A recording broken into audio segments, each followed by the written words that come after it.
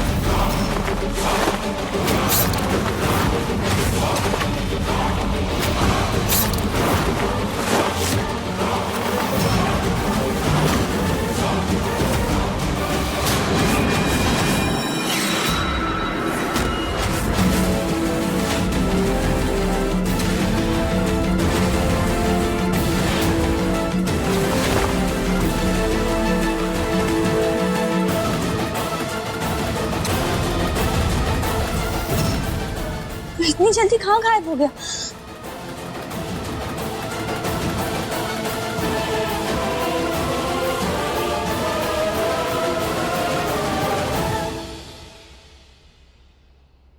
डरना नहीं, हम तुम्हें कुछ नहीं होने देंगे। हाँ,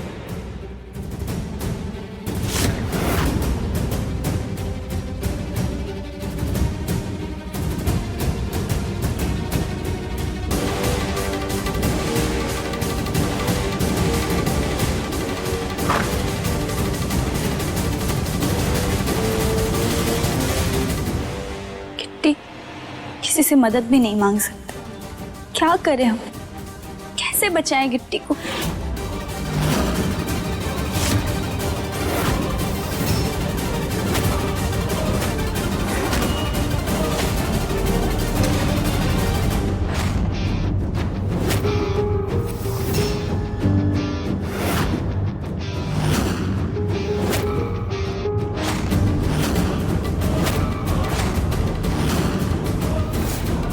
सपने में भी नहीं सोच सकते थे करण भैया कि आप इतना गिर जाएंगे। सब जानते हुए भी हमने उम्मीद की थी कि आप यहाँ ना आए। जो हमने देखा वो सच ना हो, लेकिन आप नहीं माने। पहली बार में भले ही आपने गलती की हो, लेकिन इस बार आपने एक हत्या करने की कोशिश की, जिसका सबूत आप अपने साथ ही ले गए हो।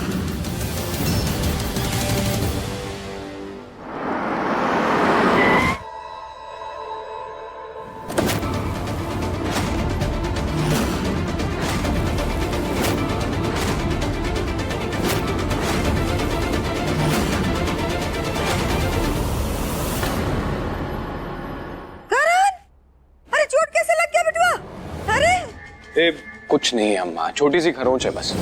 अरे आप ना खुद का बिल्कुल ही ख्याल नहीं रखते। कैसे लगा? वो हम बताते हैं।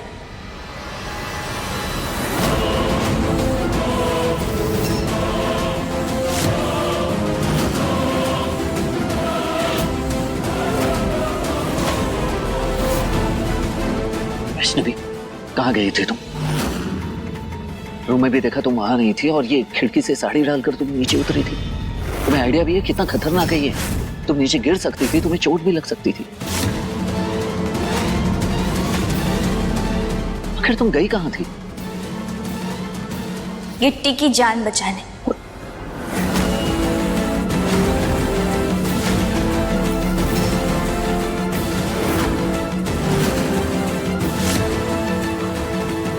गिट्टी की जान बचाने? आखिर हो क्या गया है तुम्हें? डॉक्टर्स है ना वहां पे? गिट्टी की जान को खतरा किसी और से था कार्तिक जी।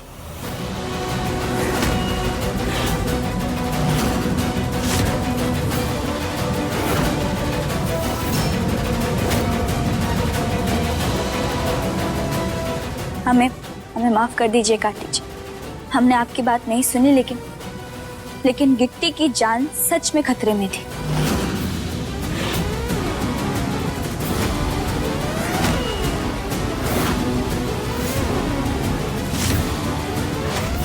अब आपका खेल खत्म करण भैया।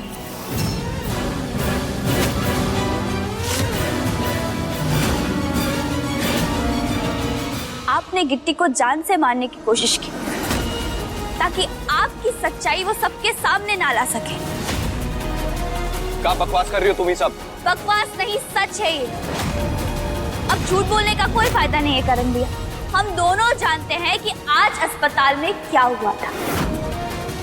अस्पताल में क्या हुआ वहाँ?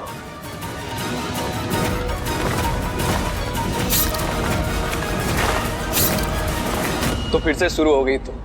अरे कब बंद होगी तुम्हारी ये बहकी बहकी बातें? बहका तो आप रहे हैं करण भैया, लेकिन आज हम सच सबके सामने ला कर रहेंगे। आज जब आपने अस्पताल में हमें गिट्टी समझकर मारने की कोशिश की थी, तब भी आपको हमने इसी हाथ में चाकू मारा था ना, है ना? फिर खोल दीजिए पट्टी, दिखा दीजिए सबको कि ये खरोच है या कैंची से लगा गहरा घाव। माफ करना वैष्णवी, पर हमारे पास तुम्हारे जितना फालतू टाइम नहीं है कि बैठ के पट्टी बांधते रहे, खोलते रहे। अगर आप सच कह रहे हैं तो डर काहे रहे करण भैया? दिखा दीजिए अपने हाथ की खरोच। नौकर नहीं है हम तुम्हारे, कि जैसा तुम बोलोगी वैसा ही करेंगे। 10 काम होते हैं और हमें।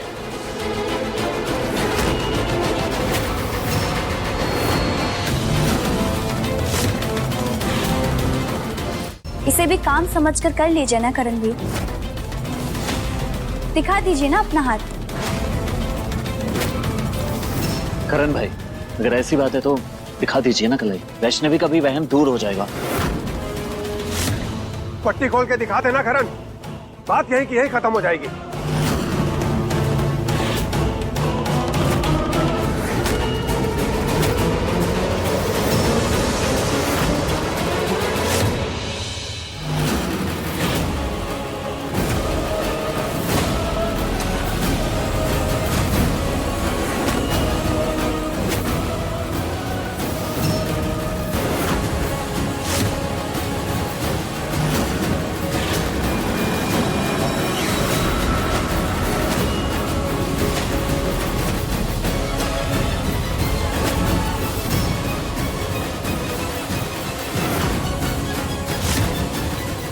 देख लिए?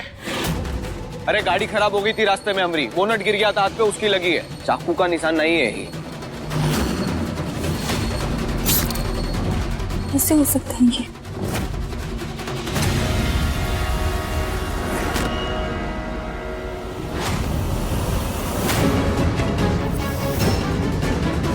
चोट पे लग गई और वो किट्टी भी हाथ में नहीं आई। पता नहीं उस वैष्णवी को मेरे वहां आने के बारे में कैसे पता चल गया। अब रवीश चोट के बारे में पूछेगा तो पता नहीं उससे क्या कहूंगी। इससे पहले कि सच सामने आए मुझे कुछ करना होगा। पड़ क्या खलेजे को ठंडा? अरे अपने पागलपन में हम सब का जीना हराम कर रखा है इस लड़की ने। तो फिर और कौन हो सकता है जिसने गिट्टी को मारने की कोशिश की? तुम ना हम सबके हाथ देख लो। अरे सही से चेक कर लो, चेक। अम्मा अपना हाथ दिखाओ, कहीं तुम तो नहीं करी हो ये सब? और नहीं तो का? अरे हमरे पति पर गलत इल्जाम डाल के तुम्हारा मन नहीं भरा का? जो मन घड़त इंसान को ढूंढ के वो कातिल बनाने की कोशिश कर रही हो। बस करो वैष्णवी, बस करो, जस्ट स्टॉप इट। हाँ, मैं हूँ जो परिवार के प्यार के लिए तरस रही, और दूसरी तरफ तुम जैसे किसी की कोई कदर नहीं है। पूरे खानदान के नाम पर काली कोट देना चाहती हो। ऐसा कुछ नहीं है। भले ही करण भैया के हाथ में कैंची का निशान नहीं है, लेकिन इन्होंने ही गिट्टी को कार से टक्कर मारी। अरे दादा रे दादा, बस भी करो। एक वो लड़की है जिसका इस परिवार से कोई नाता नहीं है, फिर भी उसका घर के एक एक सदस्य की चिंता है। अरे ये तो परिवार को बारिश तक दे रही है, और ये है हमरे घर की बहू रानी जो घर का नाक कटाने पे तुली है, अपने घर के सदस्य को जेल भिजवाने पे तुली है। अरे बस, अब सहन नहीं होता हमसे, और अब हम यूँ करेंगे जो हमें पहले करना चाहिए था, बिना किसी का बात मान के। चलो जी तुम माँ, सब जो कर रहे हैं ना हम बिल्कुल सही कर रहे हैं, और तू अगर हमारे बीच में आया ना अभी, हमरा मरा मुंह देखेगा कार्तिक।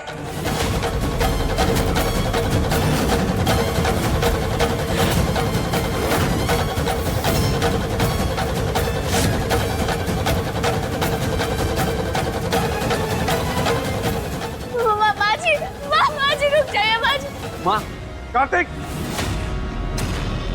सुनते क्यों नहीं है? हमें बस एक मौका दीजिए माँ जी। हवेली में पुलिस बुलाकर वैष्णवी ने पहले ही अपनी सारी हदें पार कर दी हैं और अब तो इसके आरोपों का सिलसिला ही खत्म नहीं हो रहा है। ये समस्या आज के आज ही निपट जाए तो अच्छा रहेगा। हम अपनी सच्चाई साबित करके रहेंगे माँ जी। दादी, आपको तो पता है ना कि हम झूठ नहीं बोलते हैं। बताइए ना दादी। रुको उर्मिला,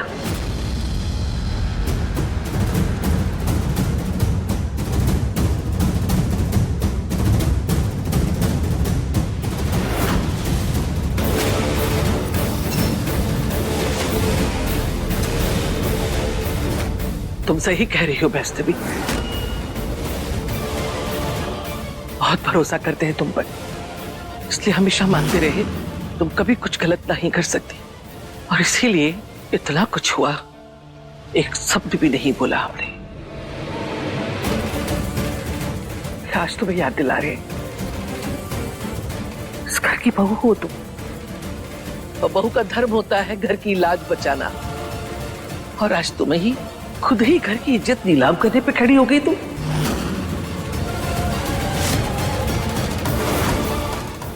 जानते हैं बहुत परेशान हो तुम, लेकिन तुम्हारी हर परेशानी में हम तुम्हारे साथ खड़े रहे, रोए हैं तुम्हारे साथ, लेकिन सही गलत का सुध न रहे, इससे आपा नहीं खोना चाहिए। अरे घर की बहुएं घर की गलतियों पे पर्दा डालती हैं, लेकिन ये देखो ही है हमरे घर की बहू, हमरे घर की गलती अगर हुई भी नहीं है तो भी पर्दा उठाना चाहती है।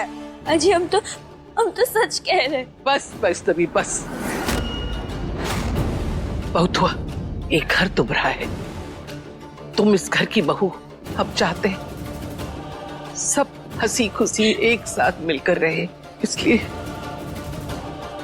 सभी शक सभी सवाल छोड़कर अंदर चलो। हम चाहते हैं इस मामले को यही खत्म करना चाहिए।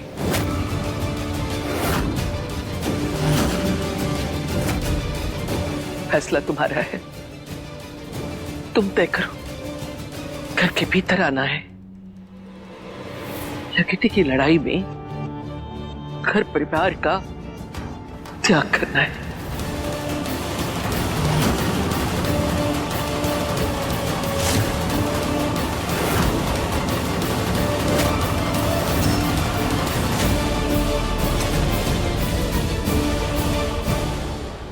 दीदी किस तरह संकट में पड़ गई भैया? वैष्णवी का आज का निर्णय उसके जीवन की दिशा निर्धारित करेगा। ये क्षण उसके जीवन के अत्यंत महत्वपूर्ण क्षण है। जल्दी सुनो वैष्णवी, पाप करो और हमें मुक्त कराओ। चलो वैष्णवी, अंदर चलो। आओ।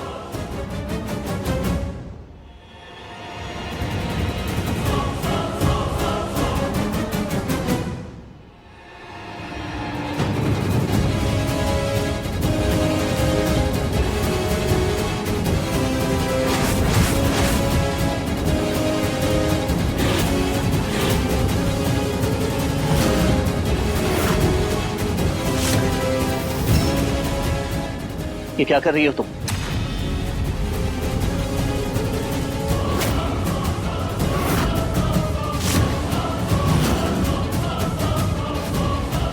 वैष्णवी अंदर चलो।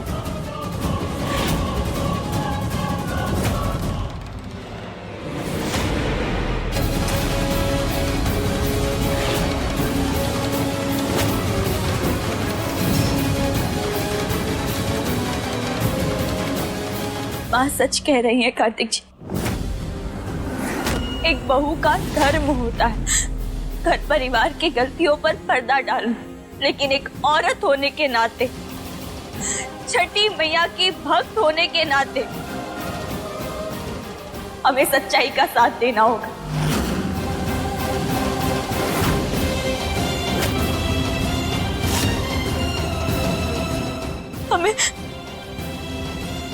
हमें माफ कर दीजिए कार्तिक जी।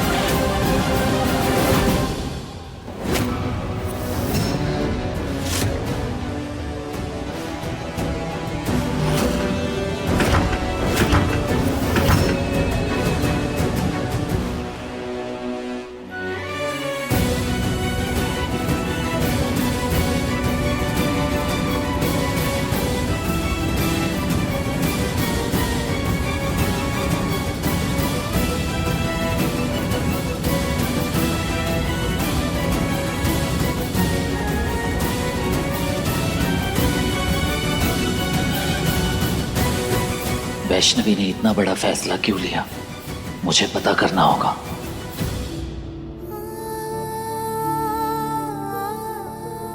अच्छे समय पर तो सब सच का साथ देते हैं, किंतु कठिन समय पर साथ देने पर ही सच्चाई की जीत होती है।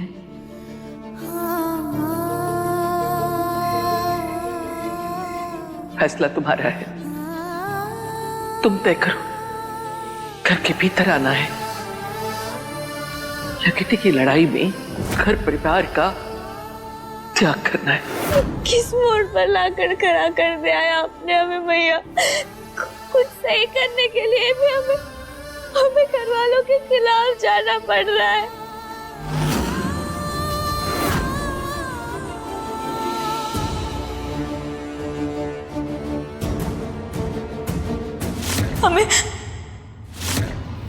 हमें माफ कर दीजिए कार्तिक जी।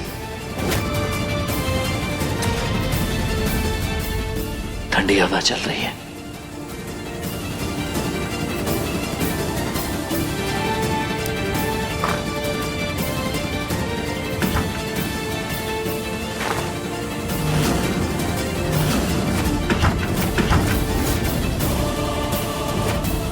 ठंड तो वैष्णवी को भी लग रही होगी।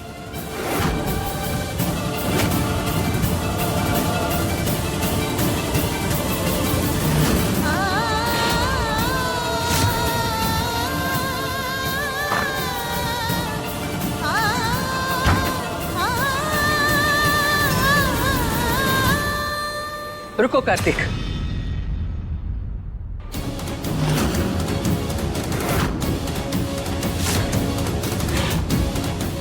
ये साल लेके कहाँ जा रहे हो? दादी वो बाहर ठंड पड़ रही है और वैष्णवी ठंड से ठिठुर रही है। कोनो जरूरत नहीं है। दादी उसकी तबीयत खराब हो जाएगी, इसलिए उसे शॉल देने जा रहा हूँ। मैंने कहा ना, वो अंदर आ सकती है, लेकिन अपनी गलती मानकर और सच्चाई को स्वीकार करके। गिट्टी की जो ऐसी हालत हुई रही है, वो के लिए करण जिम्मेदार नहीं है और कोनो सबूत भी नहीं मिला है। बबुआ, इस घर में जब जब सब लोग उसके खिलाफ हुए, हम उसके साथ खड़े रहे। काहे? यहां तक कि बच्चे के लिए उसने 24 घंटे के व्रत के लिए कहा। ऐसी हालत में भी हम सबके खिलाफ जाके तैयार हुई गए। काहे? काहे कि वो हमारी बहू है, इस परिवार की बहू है। उससे प्यार करते हैं हम, उस पर विश्वास है, भरोसा है। और वो इस घर की मर्यादा की लाज के लिए इतना नहीं कर सकती? हमसे बिना पूछे पुलिस घर में बुला ली, करण पे लांछन लगा दिया। छोटी बात नहीं है बबुआ, बहुत बड़ी बात है। एक बात हम साफ साफ कह रहे हैं, अगर उसे इस घर में रहना है तो अपने फर्ज समझने होंगे, नहीं तो जब तक मन करे बाहर बैठी रहे। इस घर से उसे कोई मदद नहीं मिलेगी।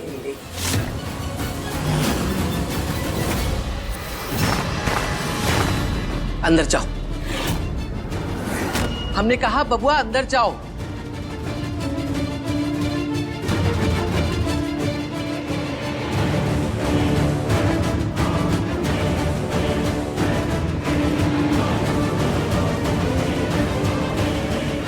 जब वैष्णवी का हर बात पे साथ देने वाली अम्मा ही के खिलाफ हो गई, तो फिर बाकी का क्या कहना। गलत तो देखो वैष्णवी ने किया, हमरे करण बिटवा पे झूठा इल्जाम लगा के उन्हें अपने पैर पे कुल्हाड़ी नहीं मारा है। हाँ, कुल्हाड़ी खुद ही अपने सामने लाके धरा है और ऊपर अपना पैर दे मारा है। और नहीं तो का, अब इक्का दुक्का तो हमें ही जानते हैं। वैसे बधाई होती ना, आखिरकार तुम्हारा रास्ता साफ हो गया। अब देवर जी को तुम्हारा होने से कोई नहीं रोक सकता, और देवर जी के बच्चे की माँ तो तुम बनने ही वाली हो।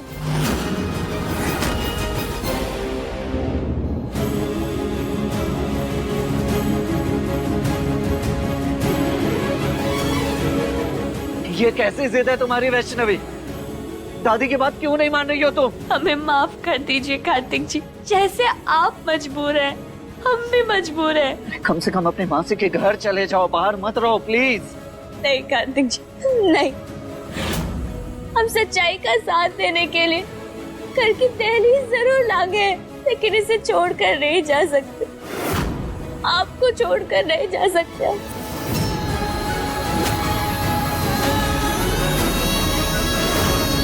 ये वैष्णवी तो जिद पकड़ ली है।